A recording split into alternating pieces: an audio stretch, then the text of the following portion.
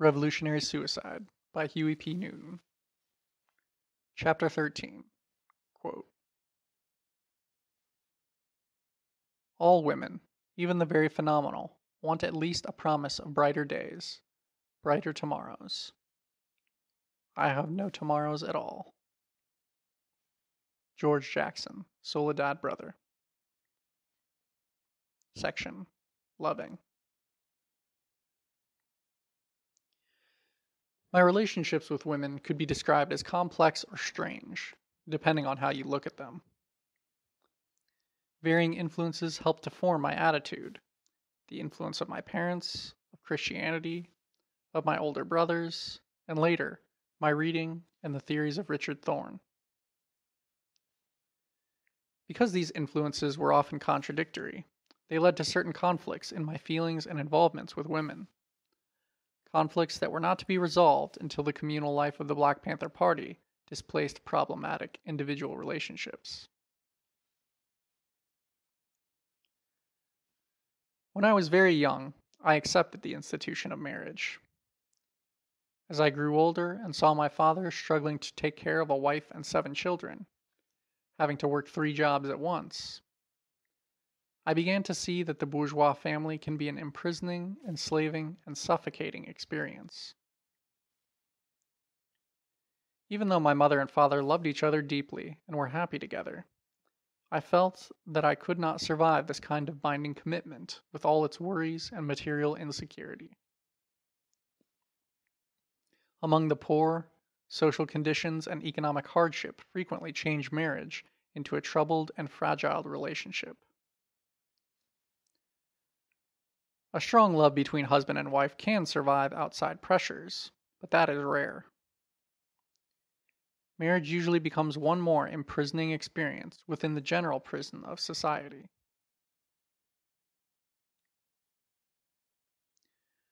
My doubts about marriage were reinforced when I met Richard Thorne. His theory of non-possessiveness in the love relationship was appealing to me. The idea that one person possesses the other, as in bourgeois marriage, where she's my woman and he's my man, was unacceptable. It was too restrictive, too binding, and ultimately destructive to the union itself. Often it absorbed all of a man's energies and did not leave him free to develop potential talents, to be creative, or make a contribution in other areas of life. This argument, that a family is a burden to a man, is developed in Bertrand Russell's Critique of Marriage and the Family. His observations impressed me and strengthened my convictions about the drawbacks of conventional marriage.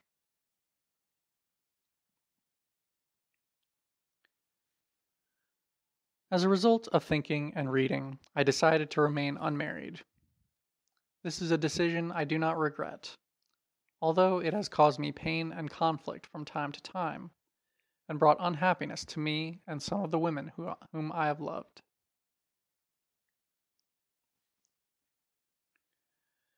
After I moved out of Poor Boys Hall and had my own apartment, I was involved with several beautiful young women who loved me very much. I loved them just as much. For a while, I accepted money and favors from them, but only after I had explained that our relationship probably would not work because I was unprepared to follow the old road. If they wanted to be with me, I told them, they would have to do certain things. I never forced or persuaded them. As a matter of fact, I said that in their place I would not do it at all. I also explained my principle of non-possessiveness. I believed that if I was free, so were they, free to be involved with other men.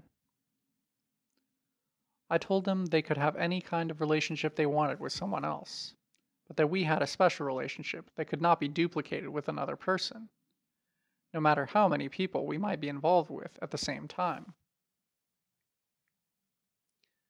This meant freedom for me, because I could have 3 or 4 relationships at the same time, without having to keep one secret from the other.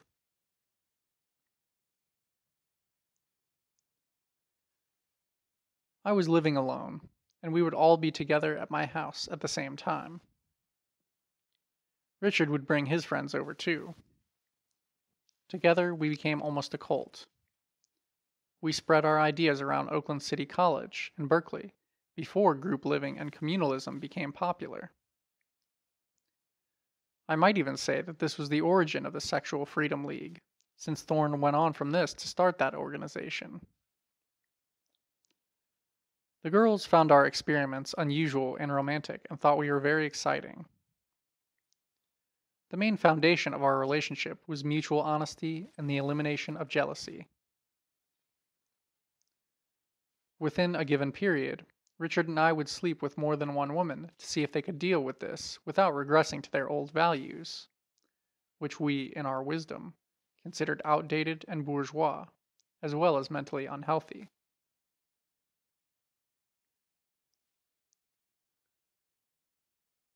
Although much of this involved a new philosophy about the family, another part of it was exploitative.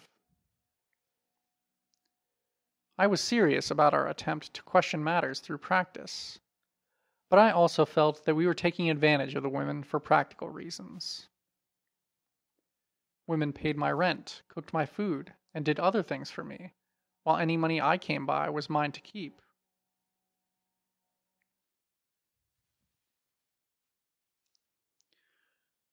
Around this time, I was pulling small-time armed robberies with some of my crime partners. We hid in the parking lots of expensive white clubs. When people came out, we took their fur wraps, wallets, rings, and watches. I never wanted to do these things on a large scale. What I wanted was leisure time to read and make love. My idea was to be involved with a number of women, and I was. I look back on this time as a kind of God experience when I was free to do anything I wanted.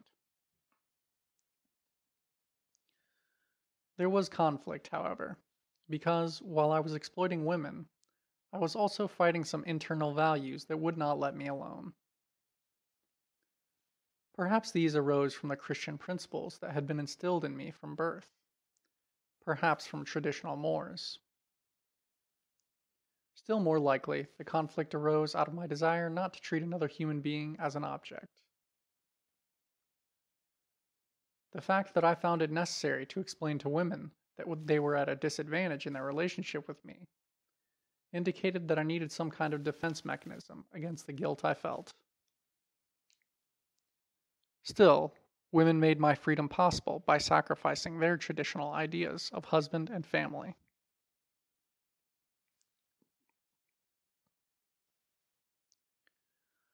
While I loved many women, only twice did I feel an impulse to marry.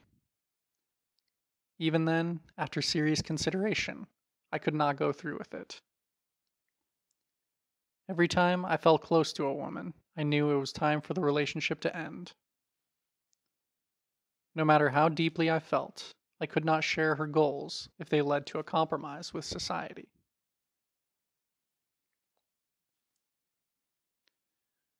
For a time, I tried the pimping life, but this caused altogether too much inner turmoil.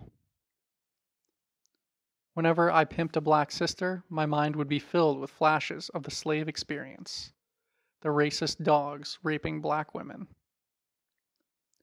I began to feel that if my conscience would not allow me to pimp black women, perhaps I should pimp white women, the enemy.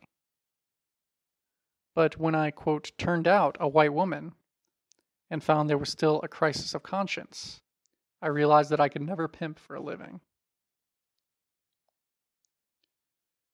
With black women, the feeling was shame, because I was selling my sister's body. With white women, the feeling was not shame, but guilt, because I was now in the role of the oppressor. I had a, quote, weakness for women. Therefore, I could never be harsh with them. I always identified with them and fell in love. I flirted with pimping for only about 9 months.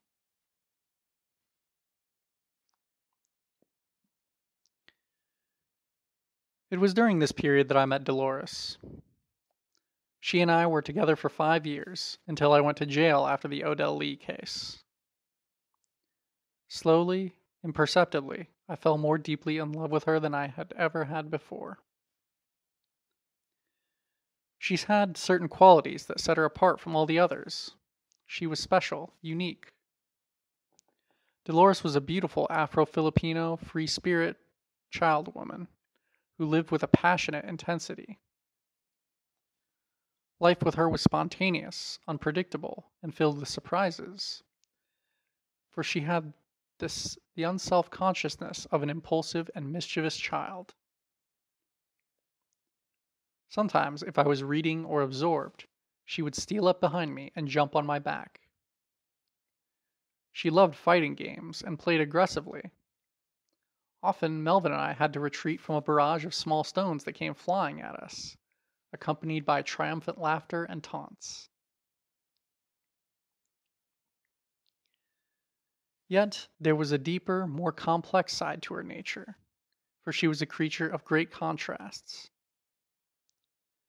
Dolores had an unusual gift for language and a sensitivity to the nuances and subtleties of words. She composed small poems that to me seemed remarkable. They revealed an awareness of the tenuousness of all human involvements, and the sense of despair that hovers constantly at the lover's threshold of consciousness. Here's one she wrote for me. Quote, "The two of us are multitude. Without you I am dead. I'd rather not be than to be deceived by the one who keeps me alive." End poem.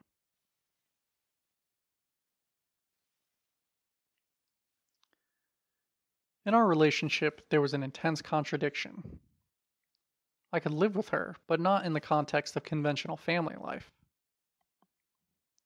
During our 5 years together, we broke up from time to time, but never for more than 3 months. Some intense need always drove us back to each other. In spite of her childlike qualities, Dolores was mature in many ways. She was a hard worker and willing to support us. She really understood and accepted my problem.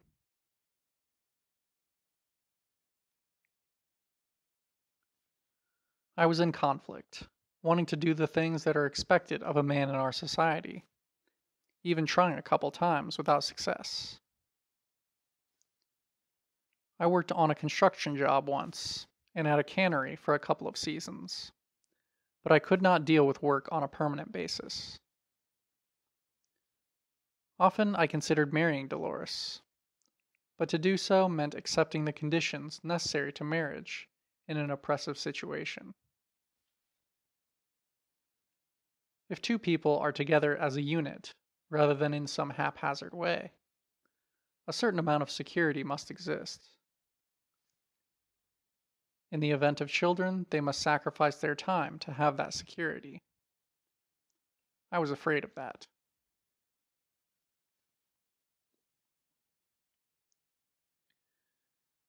Many of my contemporaries were getting married in the hope of securing a good job and raising a family. But their marriages soon broke up because it cost so much to live, and their jobs were so treacherously menial that all their time was spent grubbing for basic necessities. Their dreams were crushed by the realities of their lives. When I saw myself heading in that direction, I balked. By rejecting marriage and a family, I held on to my freedom. But I lost the intimacy and companionship of a woman, an experience that is probably as great as, perhaps greater than, the freedom I wanted.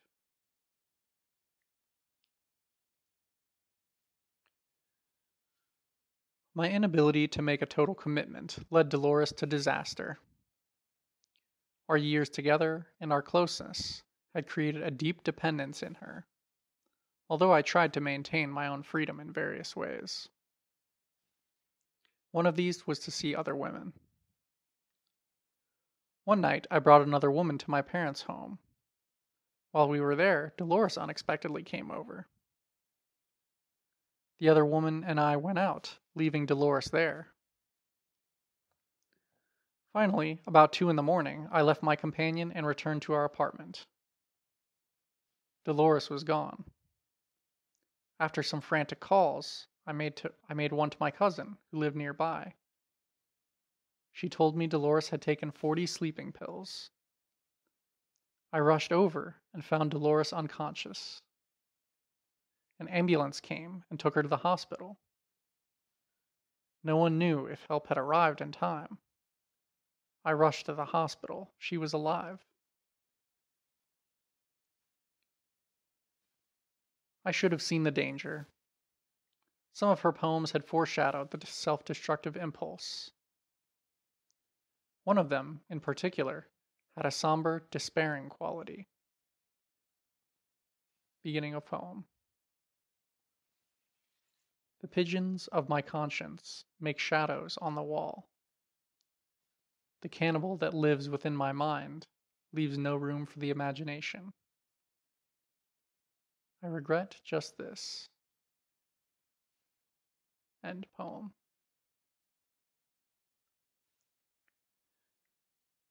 My experience with Dolores reinforced, in the end, my conviction that the demands two people make upon each other can be crippling and destructive.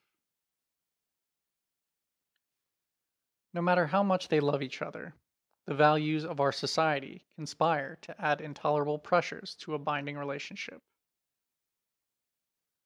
The contradictions inherent in marriage make it all but impossible to survive.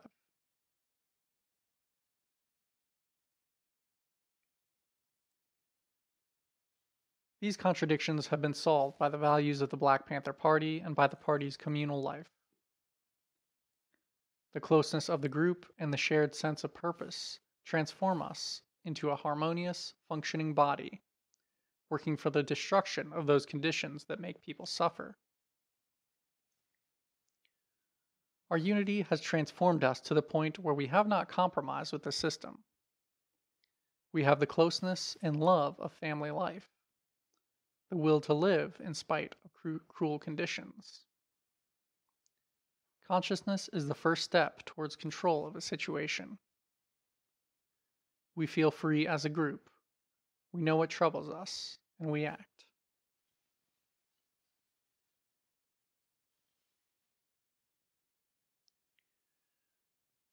Bourgeois values define the family situation in America, give it certain goals.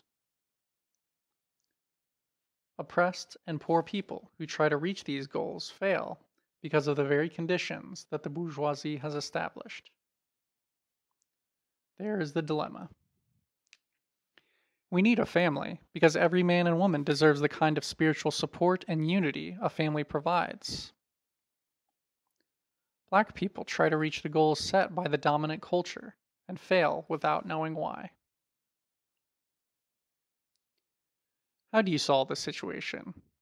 By staying outside the system, living alone?